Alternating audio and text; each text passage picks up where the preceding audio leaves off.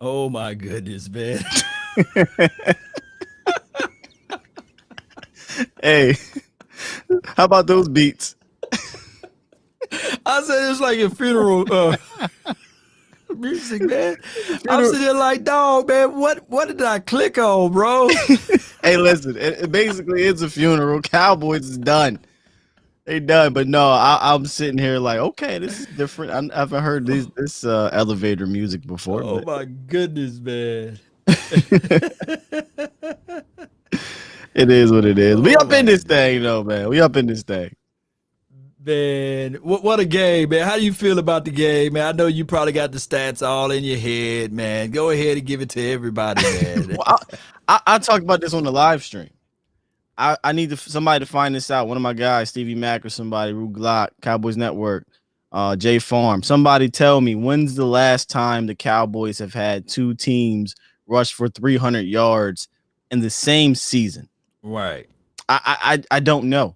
I don't know if that's ever happened in franchise history. So that was just, it's putrid. And when you have a defense that's giving up this many rushing yards at this juncture in the season, somebody has to go. Yeah. Somebody's got to go. I mean, they got to go somewhere, man, at this point. And the thing is, man, when we think about this team collectively speaking, it's one of those things where we can call Mulligan, we can say, hey, this happened and that happened, but the reality of it is that, we looking at a situation where nothing's been built. Nothing.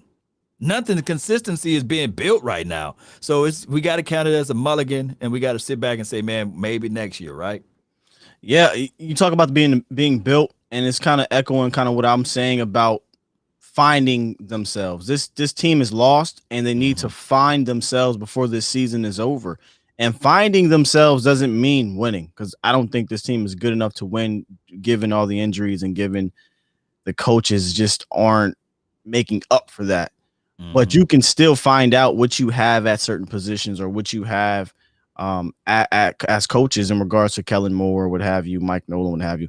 If these guys can't put together some type of momentum, be it players or coaches, then you're lost going into the offseason. I mean, You're flat out lost. lost going to That's the scary. offseason. You're right, man. Don't want to be there. No doubt, man. No doubt. Let me see if I can.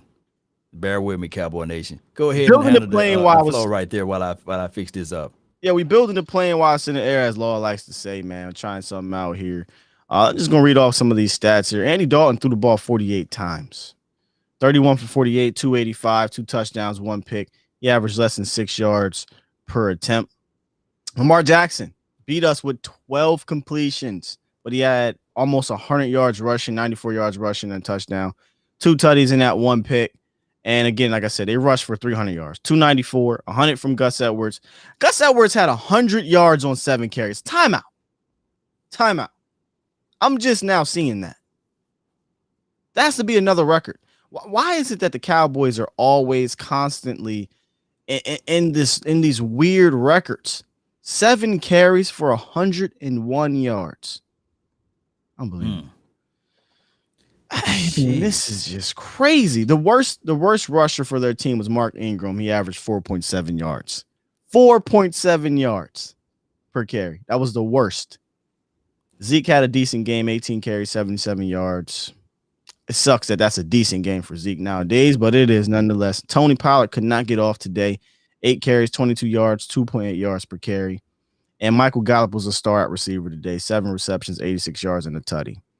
So those are the numbers coming out of today's game. And for all those that love tackles, your guy Jalen Smith, not your guy, but those people, they love Jalen Smith today. 12 tackles, he led the team.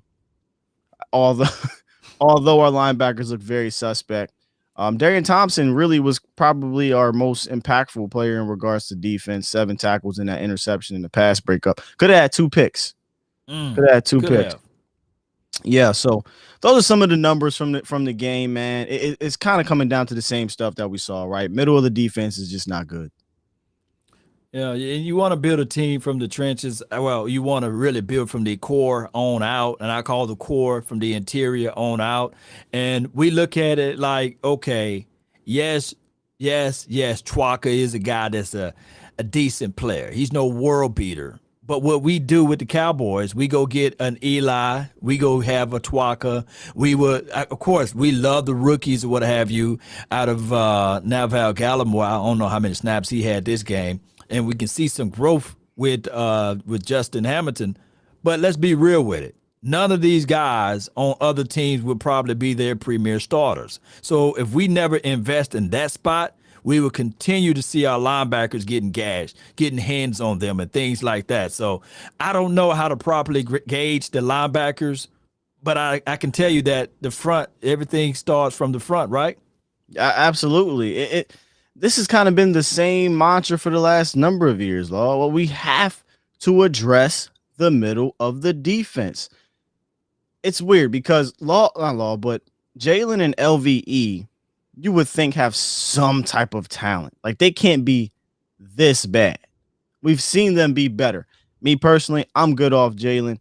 LVE is starting to get on my bad side as we're moving forward here, but I feel like there's still something left in the guy besides he gets injury prone. That's his worst thing right now, but he looked bad today.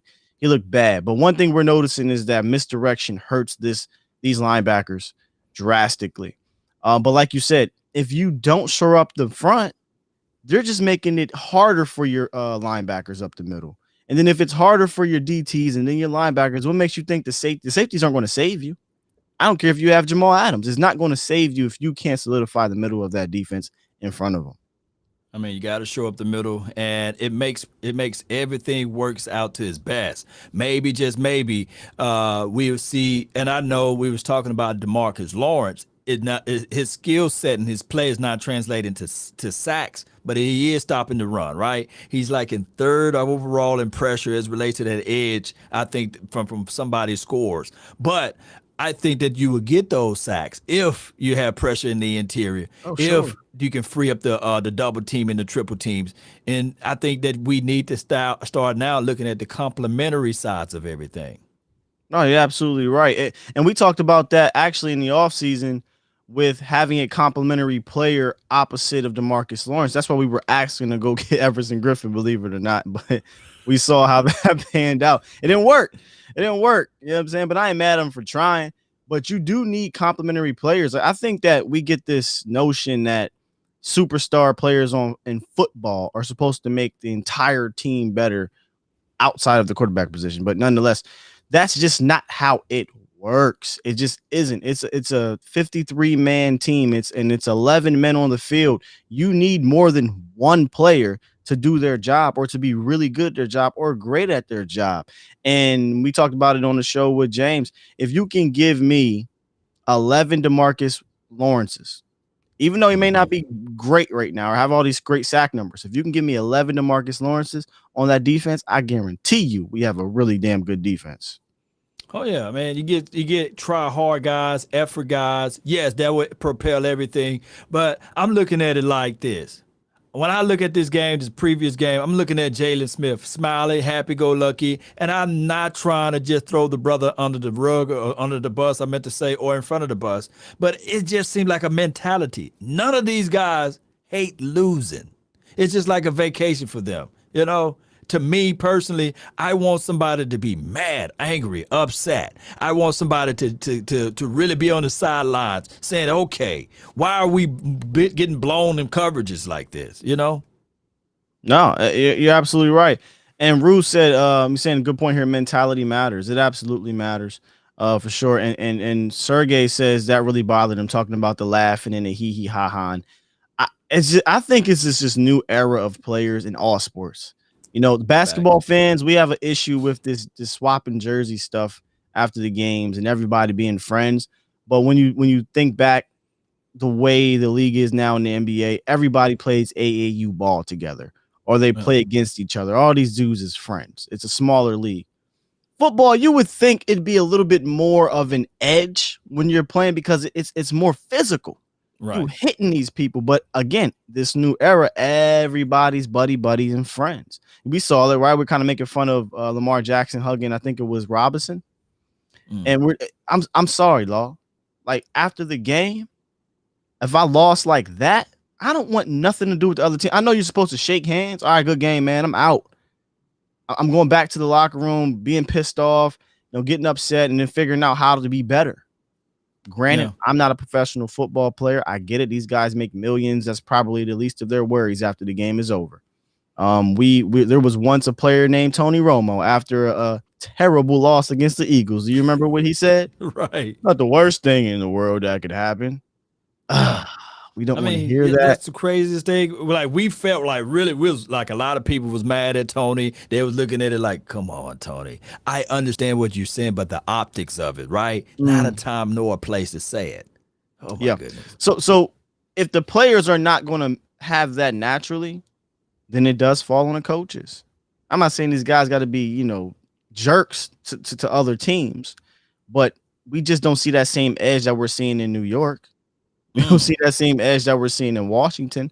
And those teams also had new coaches, COVID, new systems, injuries. They're playing with their second and third quarterbacks. Why not in Dallas? I always say this, and people might want to write this down. Everyone have a reason, but results are what matter. And we can look at it and say, well, Mike McCarthy, he said that he set out a whole year and all he did was study, use analytics and thinking about new ways, brought in different guys to go over tape to really look at everything as it relates to X's and O's. Now, the craziest thing of it all, Sky, when somebody says that they do all of these things, we should see some levels of results from what he said that he did. It's kind of like this. I'm going to work out. I'm going to get my six pack on. I've been working out for a full year, but there's no six pack. There's no change in your body. 9 times out of 10, that means you ain't doing what you said that you was doing. You don't have the results. Nah, you're right. You're absolutely right about that. And we make fun about it, right? When he said, y'all talk about how you ain't got a lot to kick it. Well, he did. He did a lot of kicking. He said, you know what? I didn't watch every play. I was just saying that to get the job. At first, I was like, you know what, bro? I ain't mad at you. Right. You know what I mean? You got to do what you got to do to get the job. Yeah. But obviously, I think they hired him more than just saying that he watched every play. Right. True. So you do want to see that kind of manifest, the things you were telling the front office. You want to see that manifest in the season.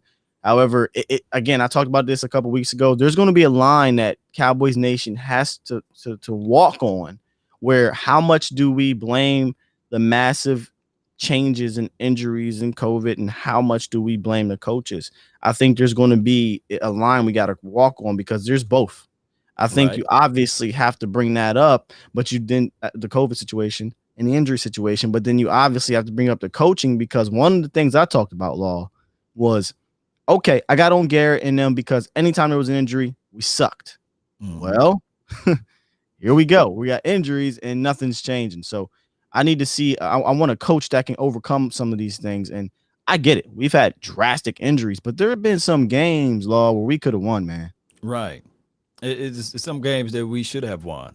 And one can argue somebody had a crystal ball and they would say, well, 2019 was a horrible year. That 8-8 year, yes, it was the first time that Dak Prescott went 8-8, of course. But nobody in their natural mind thought that, hey, for 2020, that it would be worse than 2019. They said, okay, now we got rid of Jason Garrett, right? And I know we have a bevy of injuries now, but we got rid of Jason Garrett. We brought in a Super Bowl caliber coach. and we bring in some new defense to be a little bit more aggressive that can teach players to get their head around to the ball. But COVID walk his big butt in here, right? And throw everything into the loop. But the problem is that yes, COVID came here. Yes, injuries are all around all around this team. But there are people literally that's on a whole new area, and they're not using these excuses like the Washington team, like the Giants team, like even the other teams Carolina. that are doing okay. Yeah, Carolinas. Yeah, there's a couple teams that are going, and that's that line we got to cross, or we got to tote, because again, you have these teams that are successful, and I think it's just because the mentality is different, the culture is different, and I know we can go all the way to the top. We can. We understand that, and to me, it's one of those things I don't really speak on as much because listen, that ain't going nowhere. Okay, right? The Joneses ain't going nowhere. So, as a coach, if you come into Dallas, you have to understand what you're up against. You have to understand how how these owners or front office, how they do things, how they process things, how they go through evaluations of players, the type of players they bring in, the fact they don't spend a ton of money in free agency, how they draft. You need to know these things. So I expect if you take this damn job, you need to be able to overcome these things. It is what it is until that changes. So yes, we can talk about that being, at the top, but when the new coach comes in here, I don't care. Okay. Fight through it. Have some success. We've seen a mediocre coach, in my opinion, in 10 years have mediocre success. So there can be some type of success. We just need to get a coach in here that can take us to that next level. Now, this isn't me getting off the McCarthy train. You use the word mulligan a lot. I'm okay with that. I'm okay with giving it a mulligan. Yeah. It falls right into what RB is saying. I think that's his name. Does anyone remember the defense in 2013? New scheme that year, atrocious, historic, bad defense. And I think he said a little bit further, like, give this team a break on another comment. What was our record in the end of 2013? Because I think we still finished above 500, didn't we? No, we were 6 and 10. 2013 was a losing year? Oh, sorry, 2013. I'm thinking of 2010. I'm sorry. 2013, we're 8-8. 8-8. Yeah. I mean, of course, we still now. Did we lose? We lost a close game. We lost to Mike McCarthy that year with Matt Flint, I believe. Was that a comeback year game? was that 2013? What year did we have that? That was 2013. We had that all-time. That was 2013, huh? Yeah. I'm sitting here thinking 2010 is when we had a bad defense as well. I think when what's his name? Wade Phillips got fired. Wait. Okay, yeah, that was the he got fired out after the Green Bay game. It was 40-6 or something like that. Yeah, this 2013 year, if I'm not mistaken, was when Rob got fired. Oh, Rob Ryan, and that's when Paul Puznazny or what have you came in. All right, yeah, so we did finish 8-8. But we had Tony Romo healthy all year for the most part. Yeah, and that was the game. If we beat Detroit, we'd have been finished north of that number. And I think if we beat Green Bay, we'd have been north of that number, because I believe that year, those games, we was right in the thick of things. Yeah, it could have been a 10-6 year, I believe. If Tyron Smith doesn't hold, I think it was on one of those plays in Detroit, we win the game. And then Green Bay, obviously, you lost a huge lead to freaking Matt Flynn. And then I think that was the year. Was that Bobby Carpenter year, though, against Detroit, or was the year that Megatron went off? That was the year Megatron went off, if I'm not mistaken. 2013. Still could have won a game. Yeah. Still could have won a game. But and then at the end of the year, I think that was the I want to say Kyle Orton game. Redskins. I'm sorry, Eagles. Eagles. Yeah. Yeah, Kyle Orton. Winning you win. Winning you win. Yep. But those days was better than these days, right? Yeah, man. Believe it or not. They were. I would take 8-8 right now. Sounds bad, but I would.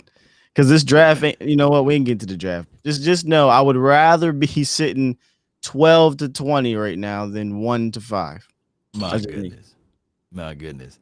And that was the issue with the Cowboys for many of years, Cowboy Nation, for those who watching. We were not like super bad, right? And we were not like super good. We was right in the middle. And I think that a lot of people was looking at it like, well, Tank was never in the situation or the questioning because we were pretty much in every single game. And Tony Romo, he gives you that option to be in every game. And of course, he's the starting quarterback at the time. And it's just that when he got injured, we saw the same things that we're seeing now. And it's crazy how we get a whole new coach and we are seeing some of the resemblance of the same situation. I'm sitting reading this Grip Boy 504. He says it starts at the top. I think it was a $4.99 donation. He said Cole Beasley said it all when he said the guys at the top control the ball, where the ball goes. So the hands are in everything, even the defense. It's hard to argue that.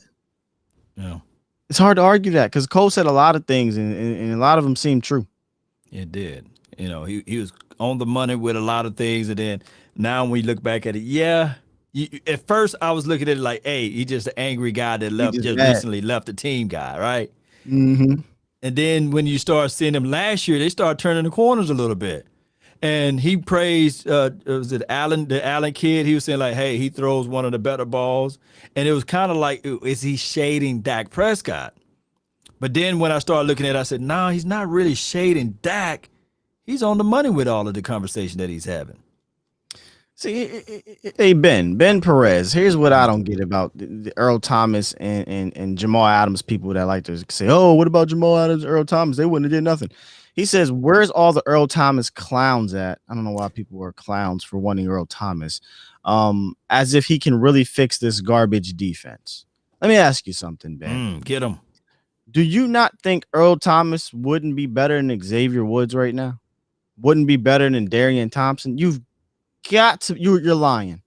If you don't think Earl Thomas wouldn't come in here and be better than those guys, you are lying. No one is saying Jamal Adams or Earl Thomas would make this defense great or just this amazing defense or even a good defense. But I am almost 100% positive there were so many plays that I've seen this safety group make early in the season, particularly with Darian Thompson and even some with Xavier Woods, that they would have made or that they would have not had made a mistake on because they're just better players. Yeah. Okay, our safeties were caught with their pants down way too many times during this year. And I know for a fact better safety play would have helped. Would have won the game?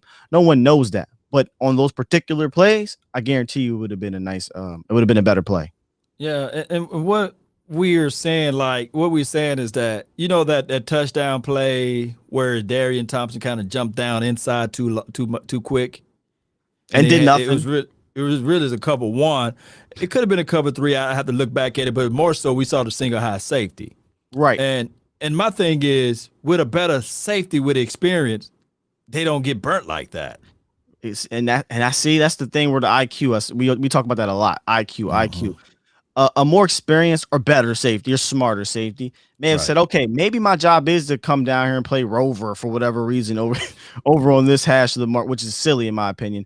But a smarter safety would have said, you know what? I'm going to run with this guy because I know this linebacker is not going to be shading this area. I know Xavier Woods is coming over to play cover one. I'm just going to run with whomever that guy was that caught the touchdown pass.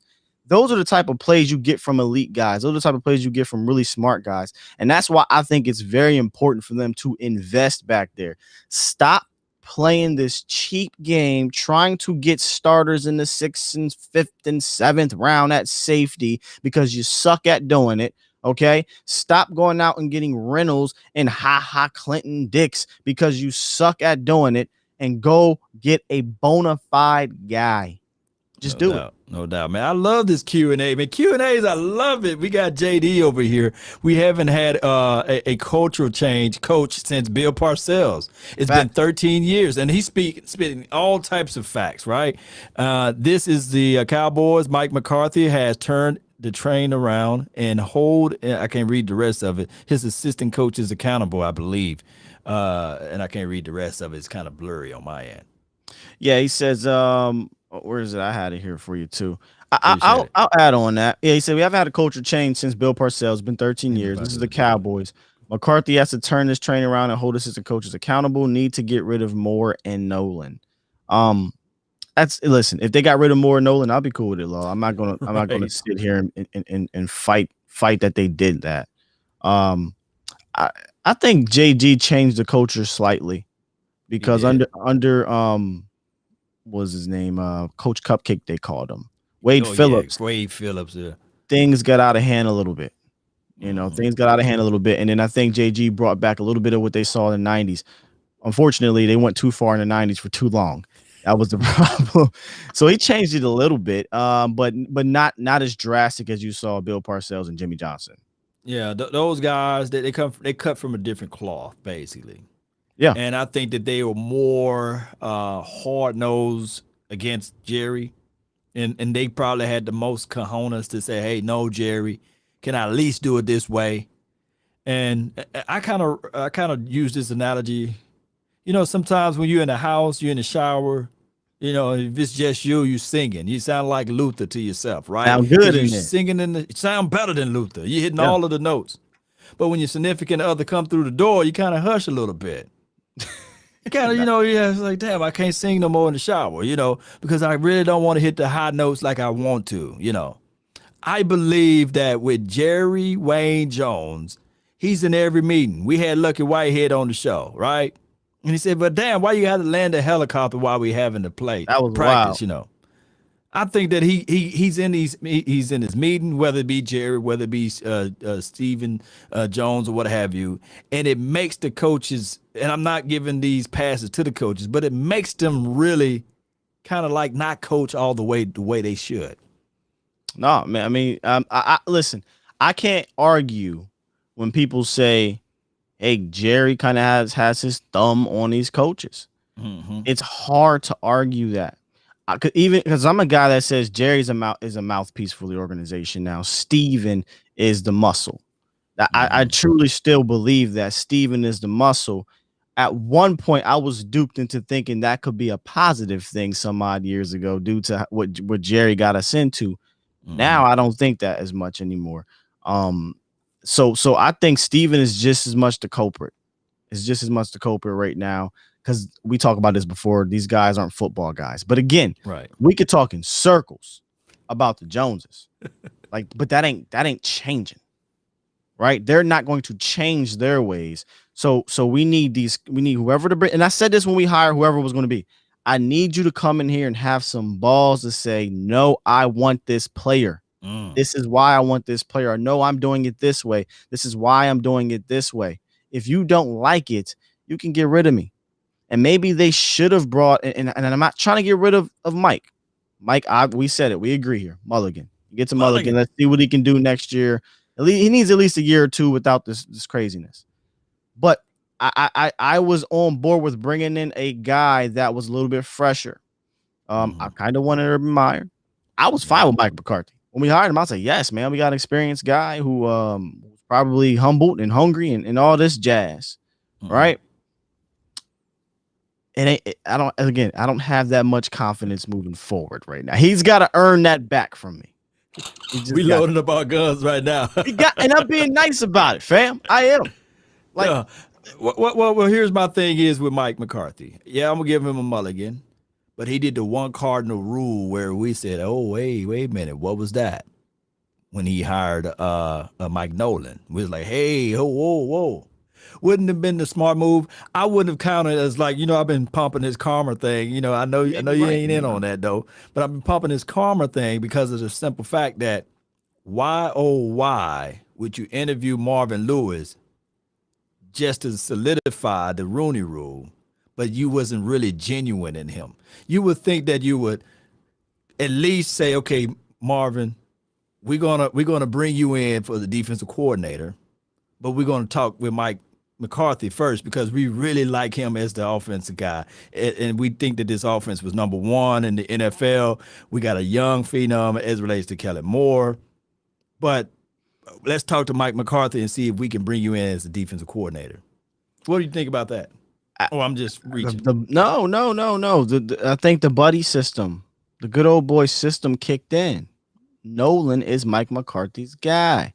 Yeah. Mike Nolan gave Mike McCarthy a job back in the early 2000s when Nolan was a head coach. We paid the favor.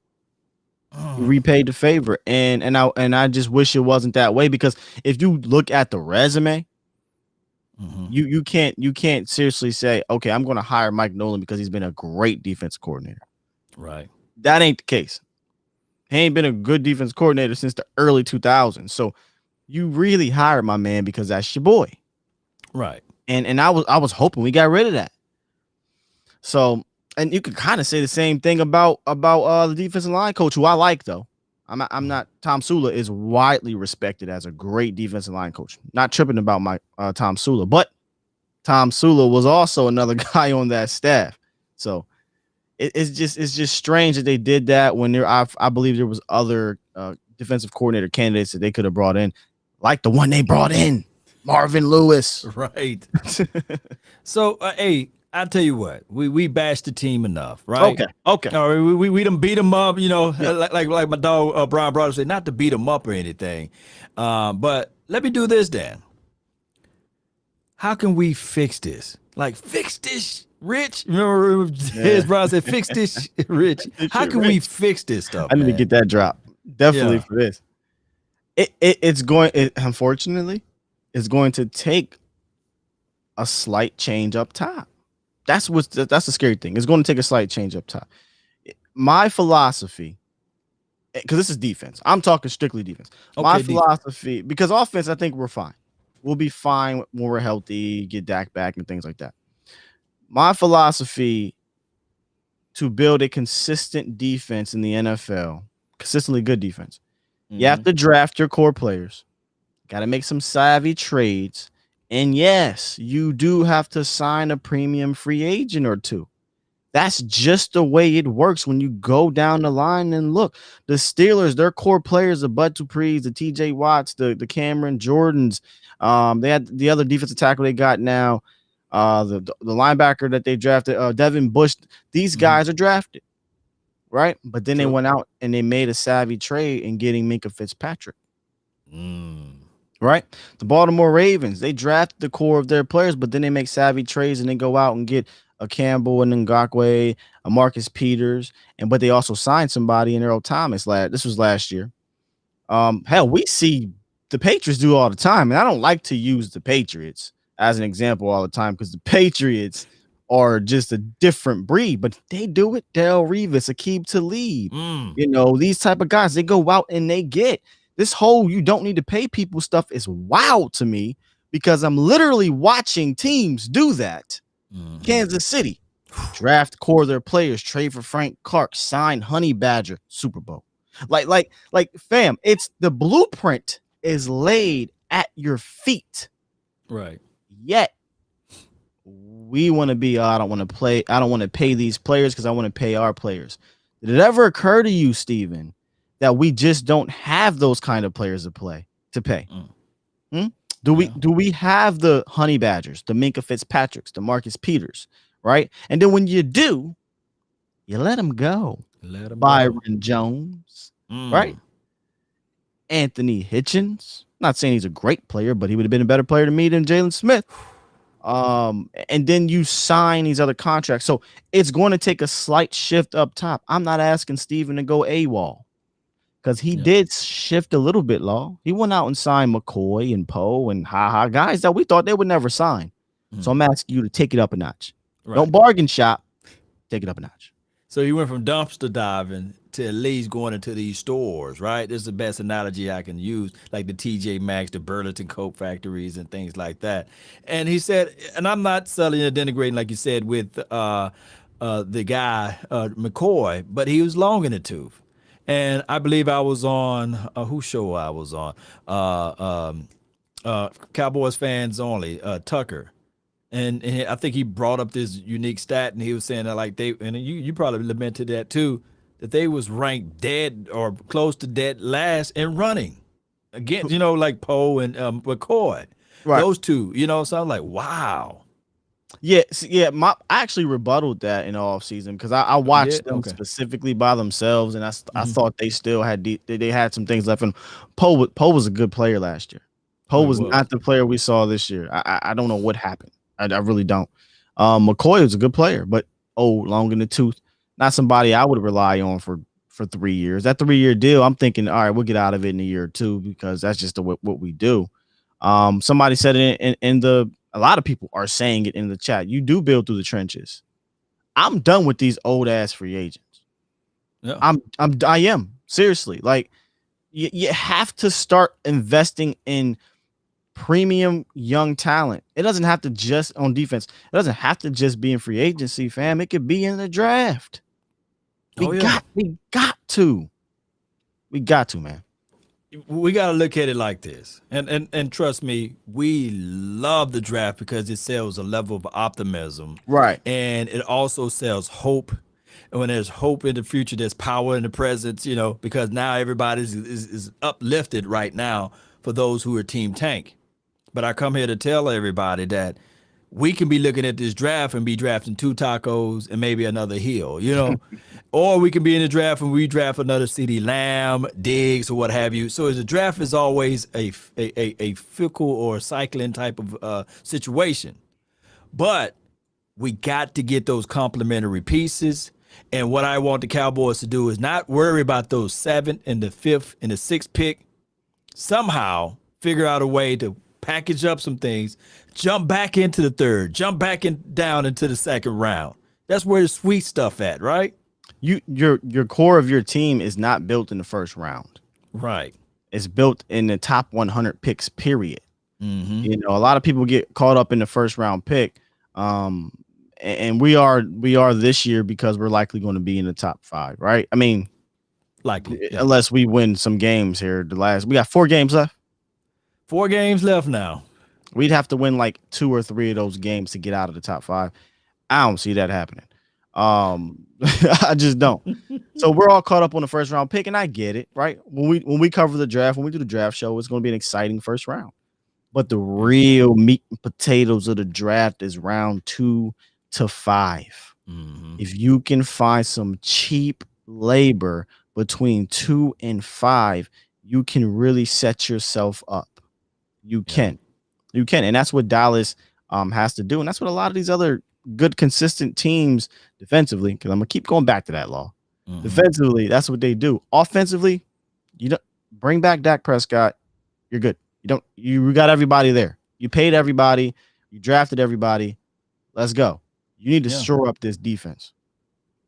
I mean, you definitely do. Shore up the defense. My thing is what they got to do is especially do this too. Sky, is I think that the compensatory picks are tradable. Yes, they're tradable now. So package those things. We should get a plethora of compensatory picks this year. Do you have the number in your head, or somebody in the chat can help us out? I think we lost one. We lost one? It's a weird rule. We technically have it, but we'll never get to it. It's a 7th round pick. It's so late in the draft. We're not going to reach it. The draft will be over by then, but they still reward you for it nonetheless. Oh, wow. It's a weird stipulation. I forgot that from my guy, KD Drummond. But we do, I think, have 9 picks. Somebody can correct me if I'm wrong, but I think we have 9 picks in this draft, and a good bit of them in the top 100. 1st, a 2nd, a 3rd, a 3rd, a 4th, and 2 5ths. And then I could be wrong, but you guys can tell me that. But we got a decent amount. We got picks to package. Yeah. Somebody says AR Cowboys 88 says 3 comp picks is what we have, I believe. Can somebody confirm? Yeah, I would have to pull it up, but I think we have 9 total picks this year. Oh, I know somebody 3rd for Byron. Yes. Oh, that's good though. 1st, a 2nd, a 3rd, a 3rd, a 4th. Do we have 2 4ths? All I know is we got a decent amount of picks in the top 100. I'm gonna start doing my homework a little bit on this. So that meaning that, and do we still pick early in the 3rd round, or is there a certain slot with that? Well, the comp pick will be later in the 3rd. Later in the 3rd, okay. We'll pick early in the 3rd. but the comp pick is going to be at the end of the 3rd. After, so they'll do the 32 picks, and then comp picks start. Oh, so that's how they go. So that's how it goes. See, education for the nation, man. See, I'm always trying to learn something. I know we got the draft aficionados out there, but I'm always trying to learn something. So so we get multiple picks in the 3rd, which the 3rd comp pick would be a glorified 4th, right? And 4th, a glorified 4th. It's a glorified 4th pick. Jonathan from Facebook. I'm just going to answer this with a simple question, a simple answer. So Skywalker, do you think that Jerry Jones will make a trade up with the Jets or no? No, No. I don't think that. I don't even think the Jets are going to do that. You'd have to give up Yeah. a whole lot. If I'm the Jets, you're going to have to give me a whole lot. Yeah. But no, Yeah. And you only do that for one reason. Jets or Cowboys. I mean, if you want to, if you the Cowboys, you want to get the Jets spot, right? You want to do that for one reason, right? The quarterback. Yeah, quarterback. Yeah. Yeah. And I think that you still have to pay that quarterback a good penny. Yeah, he won't be Dak Prescott cheap his first 4 years, but yeah, you'll have to pay him a little bit. Yeah. And the issue and the scenario with that, Sky, would be you can't have both, in my opinion, if you're going to do that, because his penny going to count pretty against the cap. And then you're going to, if you go with the aspect of franchise tagging Dak for another year, then that's going to count heavily against the cap. And you really ain't going to have any room, are you? Technically, you could tag Dak and take a Q, but that would be dumb. That would be dumb. That would be even more expensive. It just makes no sense. But technically, you could. My old head used to say maneuver. You can maneuver your way into doing these things. But no, you're only doing that to take the Q. You probably let Dak walk at that point. But I don't even want to go that far. Right. Because I answered that question on my mailbag and I posted it all on Facebook, and people on Facebook were just like, "Oh, boo this man, get him out of here." I said, "Whoa, I didn't ask the question. I answered the unrealistic question." Oh, we got a dog over here, man. You see that? Oh, that's you. You put that down there. What's that? No. Yeah, that's Sosa. What did he put down? What did he put down? The NFL out of 32 comp picks, they're at the end of every round, starting at the third round. Okay. Yep, that's what I'm saying. At the end of the third round, we have another one at the end of the fourth, and then if I'm not mistaken, a fifth, but could be wrong. Yeah. Yeah. So that's always a one of those things, like a head scratcher when you think about it. Just depending on what the Cowboys are going to do. But I go back, I think somebody put 17 million will be the hit for the quarterback. Anywhere around there. And if that is the case, all this $40 million savings y'all been talking about, it ain't 40. You got to factor in if you take a Q. Yeah. That's a whole nother thing. A lot of people keep bringing up Parsons. I listen, if they took Parsons, I'm cool, but I get why people would get all upset if you take a off-ball linebacker in the top 5. Yeah. And my thing is, if you do that, are you mad at the Cowboys for doing BPA if they have him high on the board, if they have him highly up there, and you say, okay, they just went with Parsons, not trying to will and deal in the second and the third, and the 2/3 that we get, we go all defense? No, me personally, and I could be biased. I could be partial here because he's from my hometown. I know the kid, whatever. But even if he was a let's see, a receiver, I wouldn't be feeling this way. The reason why I feel this way is because I personally think we need a linebacker. You know, but I'm not saying take him at 4. If we did, I'll be fine. I'm on the team trade down. I would love to trade down, stay in the top 10, hold somebody ransom for one of these quarterbacks these guys want, and let's work this thing, man. Let's bring in a couple first round pick defenders and some man. Build your core of your defense, man. Build it in this draft. It's possible. When was the last time a linebacker went at 4? Was it when Isaiah Simmons? What round did he? Well, I know he went at first, but what number? He was high. He was top. I think it was 6. Could be wrong, but he was definitely top 10. He was top 10, huh? He's top 10. Oh yeah, top 10. You guys help us out, man, or help me out. When was the last time any team drafted a linebacker that high? Did somebody put Luke? No, Luke wasn't that high. So Simmons went 8. Where did Patrick Willis go? That's the one. Patrick Willis? That's the one I think that went pretty high. Yeah. Quick Google on that. Patrick Willis. But it's tough. Off-ball linebackers in 2020, 2021 is tough to justify value because now you're talking about getting the best value in the top 5. Hate to turn this into a draft show, folks. But It converted into it because you know why I did it? Because we said, how can we help this team, right? What can we do better, right? And it just forced us into the draft. Yeah. Patrick Willis went for. Patrick Willis. That's what I thought. I figured it was Patrick y'all Willis. Brilliant over there. Yeah, I thought it was Patrick. Roquan Swift. That's a good one, too. But Roquan, I wouldn't consider an off ball. Isn't he a outside linebacker? Yeah, he's outside, you know. He's an outside linebacker? I could be wrong. Devin White went 5 years before. Devin White? Devin White. He won 5. Wow. So it's a couple off ball linebackers that got picked up there. Obviously, Patrick Willis, Hall of Famer. He's probably the best one to get picked that high in quite some time. No, Von Miller's not an off ball linebacker. That's a pass rusher. Yeah. But he is a dog. Shout out to Duncanville on and DeSoto on. Those guys in this area really appreciate him. Super Chat Williams, he says, Lawman and Sky, just want to say that you all, he said, thank you all for making this season somewhat tolerable. Yeah, appreciate you so much, man. William, for the donation. Y'all making it tolerable, man. Get on here and talk with y'all. Talk with my boy Law. Talk with OG. Big Game James, y'all making it tolerable, dog. Because if I was just a fan not doing the content creating stuff, I would literally be watching y'all. Wow, and just trying to get through this thing because I can't turn on no ESPN during this time, man. They ain't talking about the nitty gritty, fam. No. All the low hanging fruit. Hate it. Right now they had 30 commercials right now, and we'll be back and talk to you about. Talk to you about firing Mike McCarthy. Like, dog, listen, can we talk about the nitty gritty of the squad?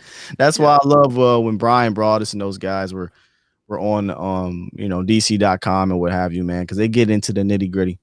Yeah, they get at it, man, and everything is authentic with us. It's nothing like just being sold to the people. Hey, talk about this topic, next on the top of the show, and make sure you end with this speech. None of that. Celios want us to open the lines. Let me see. I can give it an attempt. You want to? Yeah, we can mess with it. We can give it an attempt, but I got to. Let me see if I can do it just for. You go ahead and mess with it. I'm gonna hold down the chat. Read some of these here. Okay, let me blow you up big time then over here. I got you. Tyrone Church is in session. What up, Church?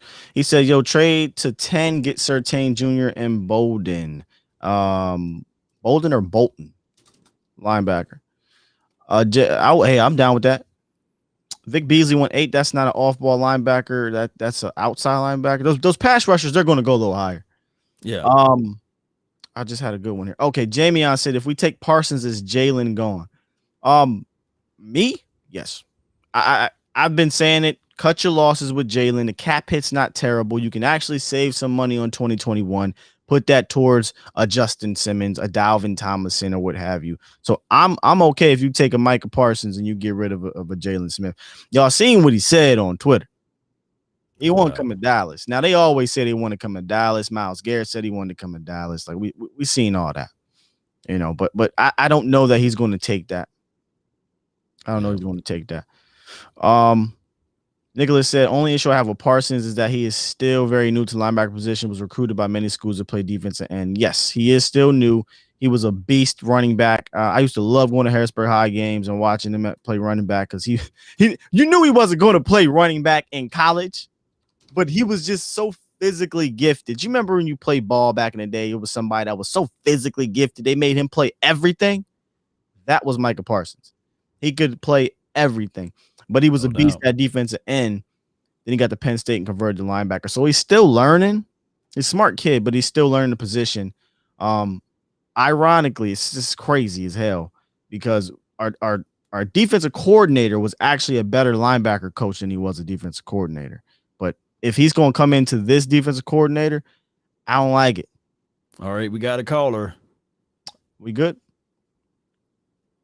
The 903, you're live. None to it. Scott, let me know if you can hear. No, I can, but I'll rock out. Go ahead with it.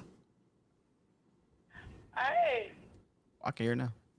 Oh, yeah. This game. Jessica. What was up with those lame 3 field goals attempt when we should have went for it. We should have went for it. Tony Pollard was on fire. He should have let the receivers run the ball in the end zone. 3 missed freaking field goals by the same dude. And the double calls that wasn't called. One on Andy Dalton, one on CD Lamb at the same time. They didn't call. Nobody spoke up. Nobody did anything. And then for Andy Dalton to overthrow and throw in the crowd when Cooper was wide open, could have ran the ball in the end zone instead of him throwing it in the crowd. He should have threw it to Cooper. He was wide open. I don't know what was he looking at, or why was he looking at the people? It was receivers open 2-3 different times on the times he threw the ball away. It was dumb. It was stupid. And for Coach McCarthy to get mad when the dude missed the field goal, it's his fault. He shouldn't have let the boys run the ball in the end zone instead of going for a field goal. That cost us points. That cost the game. And defense was tired and exhausted. So how could everybody expect them to play top all night when they constantly was up, had to go out there and try to stop plays because they never had time to rest. Because field goals. No doubt, Jessica. No doubt. Really appreciate you so much for calling in. I'll give you a war chant. Appreciate you. Thank you so much. Okay.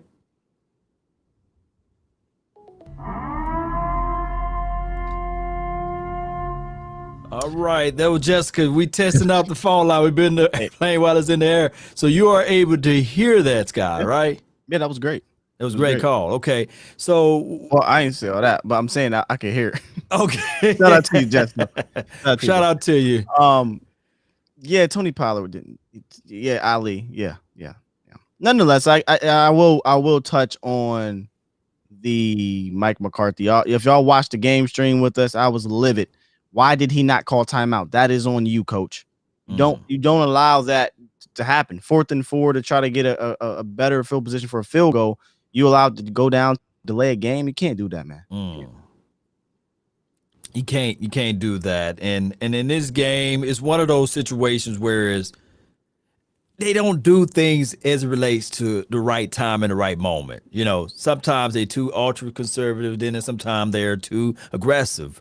And in this particular game, and I'm talking about the play design on some of them, the screen passes on the first drive in the first series, we can look at it and say, hey, what was going on there? So there's some things that we got to look at, right? Yeah. Yeah, I definitely didn't like those back-to-back screens, especially when I thought things were going well. We got Uncle Charles here, man. I'm going to pull up the volume so everybody can hear Uncle Charles. Really appreciate you for tuning in, Uncle. Okay. You're live. Can you hear me? Yep.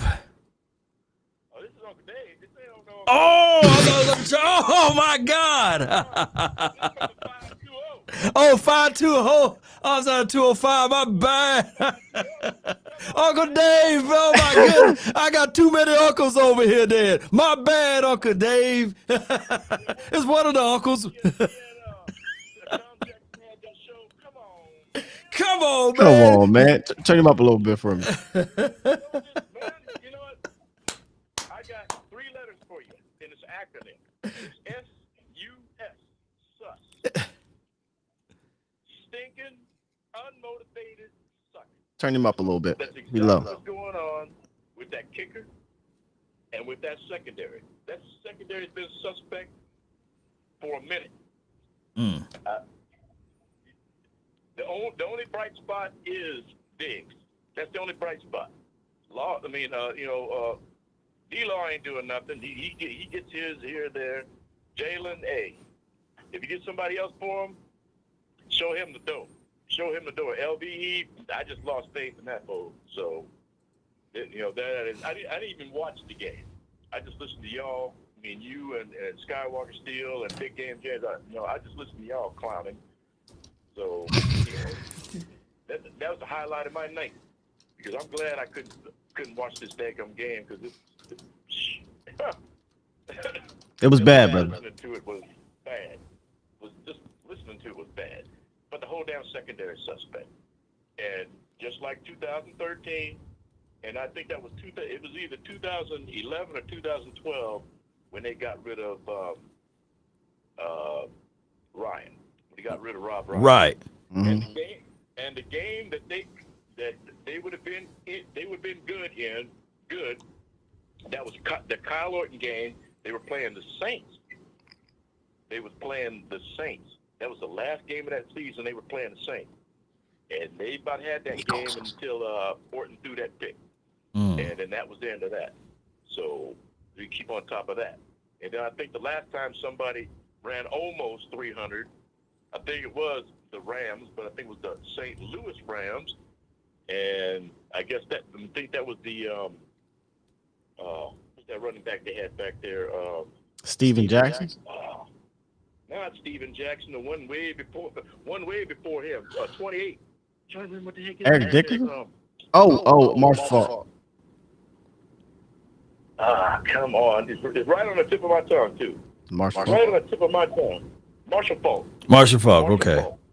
Marshall Faulk ran all over him. And then, of course, in the playoffs, they got run all over, too. So L.A. run all over them again. And then we'll go back a little bit further. I think it was a Ravens game. It was Cowboys and Ravens, and Romo was the quarterback. And I'm trying to remember what that running back's name was. McClain. Ravens ran all over the Cowboys. So, those are the ones that I remember. They was close. 294. That's bad. It might as well have been 1,094 because I'm telling you, the middle of that defense is bad. They just unmotivated. They got talent, but they're just unmotivated. And I'd be unmotivated too if I was playing on the team was 3-8. I'd be unmotivated as hell. But it goes along with the territory. Next year is just another year. So that mulligan, it's it's there. But when you hear me say sus, you know what I'm talking about. Stinking, unmotivated suckers. Appreciate you.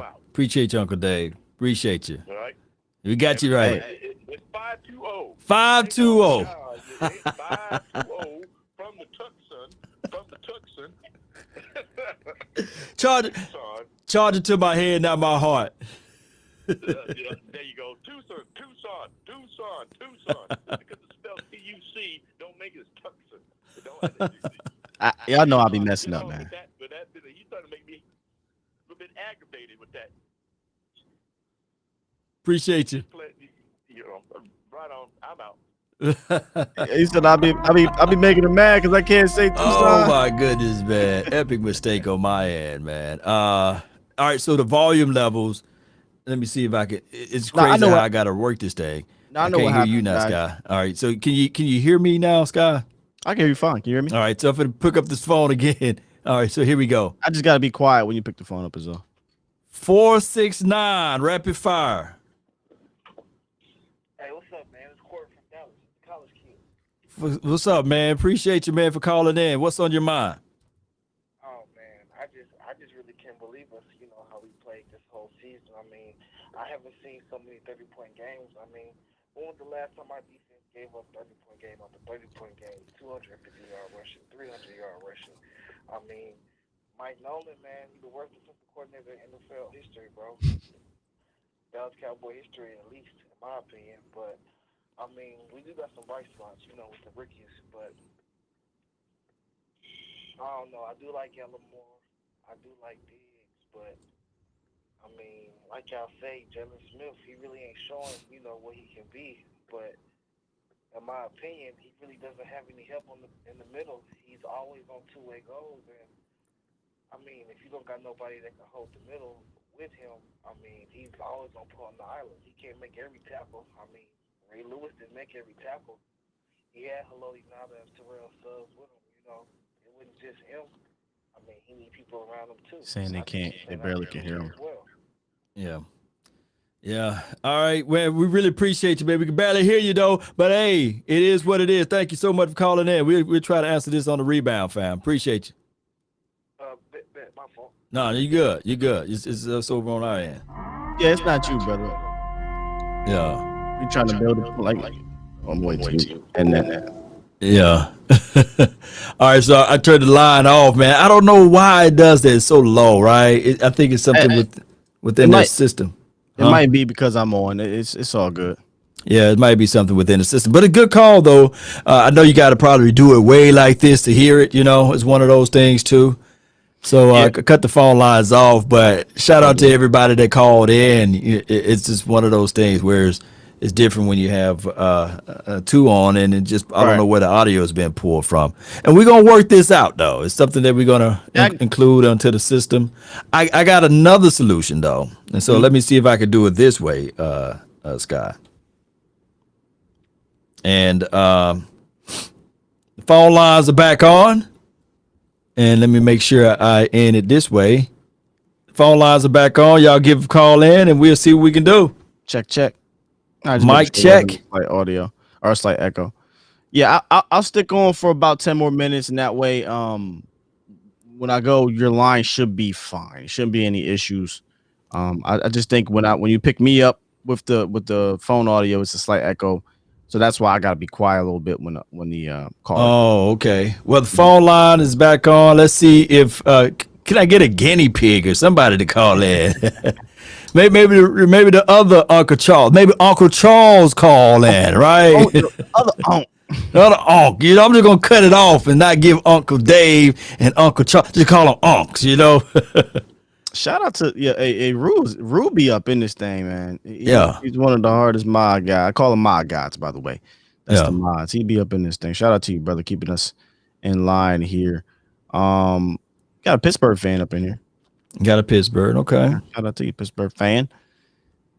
Trying to read some of these. KMT said the latest night hype. Yeah, this is. Hey, listen, we just tried something out after the Tuesday game. Why not? Right. Read this comment here that flashed up. Michael Wright says, it's the Kellen Moore experiment that is killing us. We have a Mercedes-Benz and don't know how to drive it. Mike, don't know what that is. Live in Dallas. Oh, that's your last name. Mike Tassone, live in Dallas, Oak Cliff, DC4L, stankin' tankin'. That's a nice comment right there. You think the Kellen Moore experience is killing us? I wouldn't say it's killing us. Could you do better? Probably, but Kellen Moore, man, I don't know. Kellen Moore is like, it's like your cousin that you like hanging out with, but he get on your nerves sometimes. Yeah. Like I'm cool with hanging out with Kellen Moore, but sometimes you get on my goddamn nerves. And if they be like, yo, your cousin can't come over, I'm like, all right, whatever. If Kellen Moore don't come back next year, all right, whatever. There's some qualified offensive coordinators that I think will be perfectly fine. I think Kellen Moore year 3, 4, 5, 6 will be much better though. Yeah. Let me see. They said it's going straight to the voicemail. Give me a few seconds here. Enzo says, should we bring back Aldon Smith or not? Haven't heard much of him since the Seahawks game. Enzo, I've been talking about this. By the way, Enzo, if you watch WWE, you ever heard of Enzo? I forget the other dude's name. Big something. I forget. Big Cass. Enzo and Cass. Yeah. SAWFT soft. Nonetheless, should we bring back Aldon Smith or not? Haven't heard much of him. Me, if he cheat, sure, why not? I want to see some Randy Gregory full time. And I got to go back and look. I talked about jokingly during the live stream. I'm going to do like a film breakdown of Terrence Steele. I'll probably do a personal one. I don't know if I'll put it out. But I'm actually want to go look and see what the hell happened with Randy Gregory. Was he injured? What happened there? So I'm going to go look at that too. But I want to roll with Randy. And then if Alden wants to come back for the cheap, let's do it. If not, whatever. All right, so we got a caller coming in now, man. All right, let's see what's up. We got an Alabama in the house, man. Talk to us. What's up, man? There we go. Can you hear him now? What's up? I can hear. What's going on, man? I see what you're doing. Skywalker, can you hear me? I can hear you. Oh, well, Let me tell you something, man. Y'all already know who this is, so you know. It's time to get down now. So let me just say this. I want to say I love you, brothers, because y'all are making it possible for us to, counsel the Cowboy Nation, not just be there for us when times are good, but you're there when times are bad. Let me tell you something. Let me tell you something. When you see something, say something. This team is putrid. I got faith in the Dallas Cowboys. And you know, I told you a long time ago that I had faith in the team. I would not tarnish this blame. But let's not be mistaken. I'm not blind in one eye and can't see out the other. Let me tell you something. And I want to say this to Skywalker. Skywalker, you're a young gun in this game. You keep doing what you're doing, brother, because you're changing the world. And so are you, Law. Let me tell you something. You know what I see in this team? I see Jerry Jones just like this lady across the street, Miss Butterworth. Now, I had to go to the doctor on Thursday to get checked because I wasn't feeling too good because this team upset me. And we got a guy down 2 doors down there, Mr. Cadillac. Well, Mr. Cadillac used to be a karate instructor. But over the years, he don't kind of lost his mind. So now when he don't wait on the mailman no more. He go out there to the mailbox, but he wears robe, but he be naked. I knew this because I saw it. But he upset me because I ain't said that to him. But my wife's eyes was big as quarter. She said, I said, what your eyes are? Oh, I seen him there. I said, he's naked out there all the time. 2 days later, here comes Miss Butterworth. Boom, boom, boom, boom. Hey, how y'all doing? I said, come on in, Miss Butterworth. She said, y'all know this Cadillac down there coming to the mailbox naked? I said, yeah, we know it, but we ain't said that to it. Well, we need to get together as a community, or maybe I have to call the police. I said, let me stop you right there, Miss Butterworth. I said, let me tell you something. Me and my wife knew he was out there naked. I'm talking about crystal clean naked. We saw him. But you know what else I saw? Because I stay up all night. I saw you leaving out his yard at 5 o'clock in the morning. Oh, I was stealing his paper. That ain't all you was stealing, Miss Butterworth. So you go on home because I saw it. This is what I'm talking about with the Dallas Cowboys. We see this putrid all over. And next year we tell ourselves, oh, it'll be all right. It ain't going to be all right. When a vampire bites you in your neck, he's just not draining your blood. He's trying to turn you into him. That's what he's trying to do. That's what he's trying to do. I am very upset because we went into the season with high expectation. High expectation. You, Law, are the best in the game. You got a voice like no other, since Barry White. And I know that, I see that, and I can hear it. We see the results of you. It's over everything. And I love you for that. I'm tired of this team losing. So what about draft picks? Just like Skywalker said, we can go to the 3rd, 4th round and get good players. Now, Jerry Jones, you are an owner. And I ain't never seen a Brinks truck following hers. You came in this world naked, and you're going to leave out casket sharp. I'm telling you what's going to happen. We need to change the culture.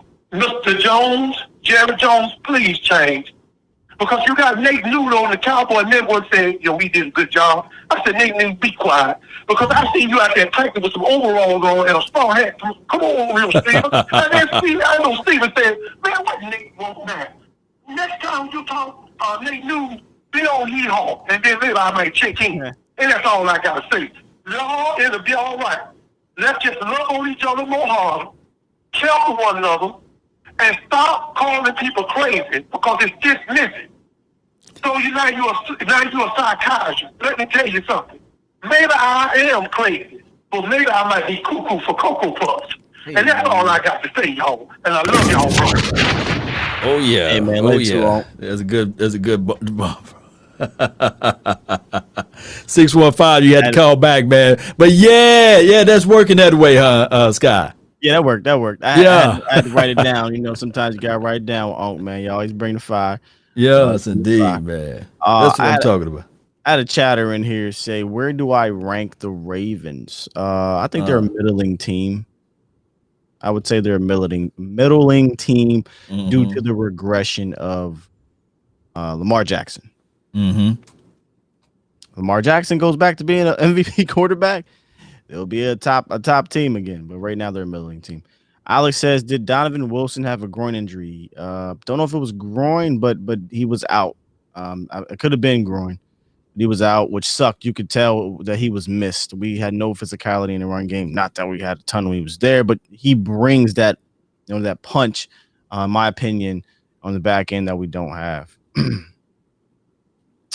some fire Yes, mic indeed. noises and things like that in here.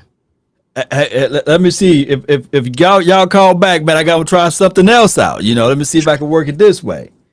Yeah, see, we building this plane, baby. I got the propeller going now. Call back. I think Uncle Dave tried to call back in the 615. Y'all call back, man. I was trying to build something over here. I think I got it.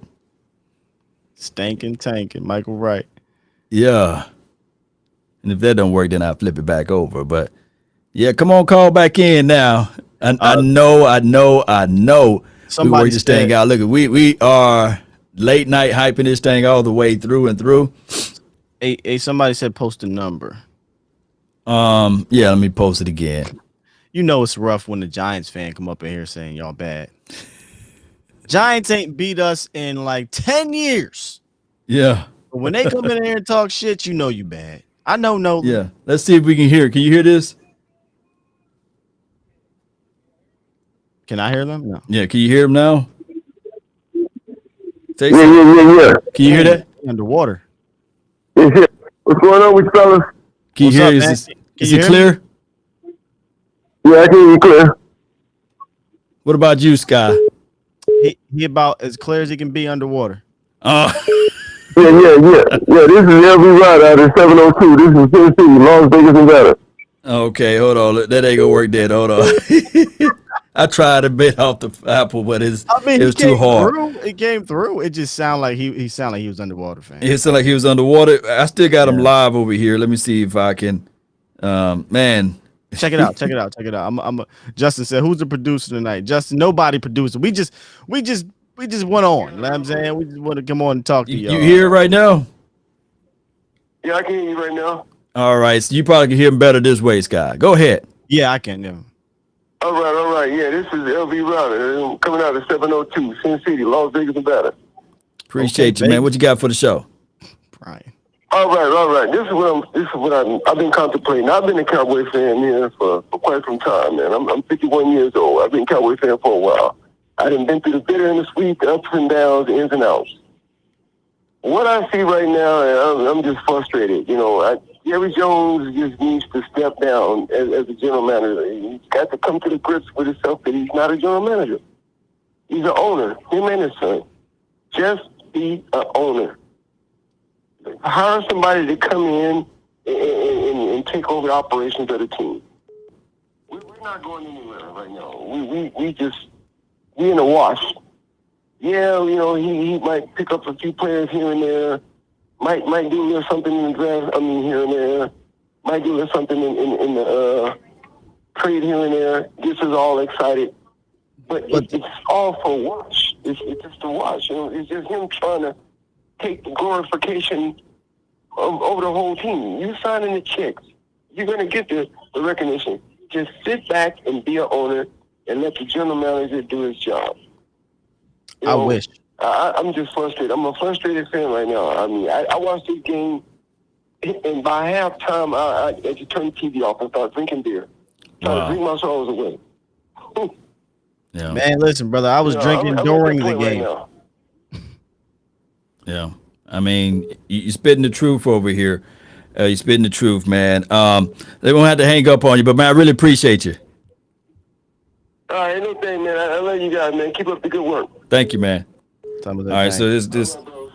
Yeah, appreciate you, man. Somebody say, "Hey, man, Sky Show is better, man, when he do the call in." It's because we doing it through a different platform, basically. It ain't about it being better. We just didn't really sync this in before we got on. We didn't even think we was going to do the call in. We figured we'd just rap. Right. So that's what that is, man. But hey, buddy, it's one of those things, Cowboy Nation. Sky. I'm gonna go ahead and tell everybody because I got that notification at the door over there. You already know what I'm talking about, right? Look, listen. I was about to say I'm gonna go ahead and take it in. So if you want to go ahead and do the phone calls, you can. But I got to get ready to take it in, man. This is the super late night hype here, right? But listen, guys, you guys can follow me if you haven't here on YouTube at Dallas Cowboys Network. I'm usually live weekly with these guys for the late night hype. And dropping some film reviews or some highlights or opinions. You know how I do when it comes to my channel. And I'm also on Twitter, very, very active on Twitter at Skywalker Steel. You guys can find me there. We can chat. I'm very, like I said, I'm very active, guys. I talk to everybody, any and everybody, man. Love Yes, talking indeed. Cowboys. Love talking football. Man, I appreciate you for jumping on this post game show. I want to tell people, man, continue to support Sky, continue to support Big Game James, Vots Lombardi, all of these people, man. Mark Holmes, Joe Boo, even the little doll. Support everybody, man, that do this because it's not easy. But I will tell you, if you would like to do something like this, start it now. Don't wait till 2021 and say, I'm going to start my show. Start it now. Get out there. Speak your mind. Speak your thoughts. This is just our opinions. We have no control over the matter. And we don't like this team. We love it, right?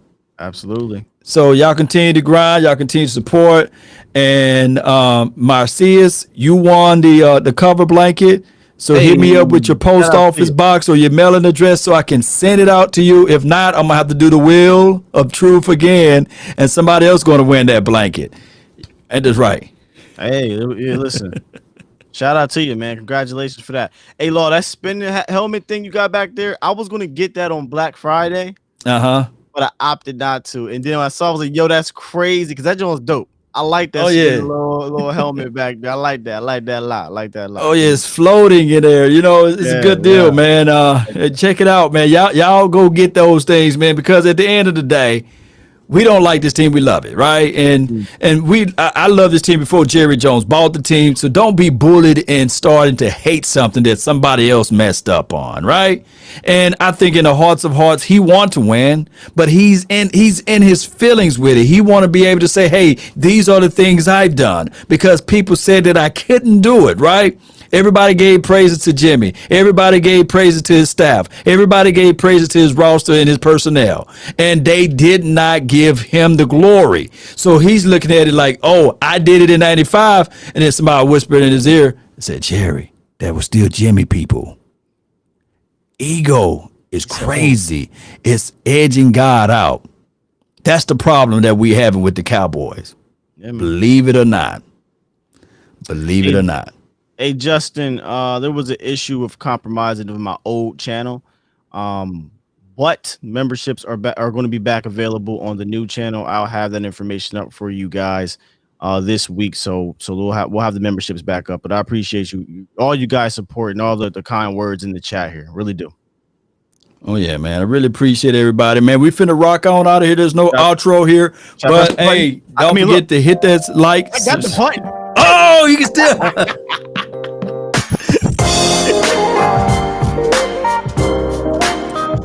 You know what that means? Yeah. If you a late night hype fan, you know what that means. If you a Skywalker Steel fan, you know when I press that button on my shows, what that means.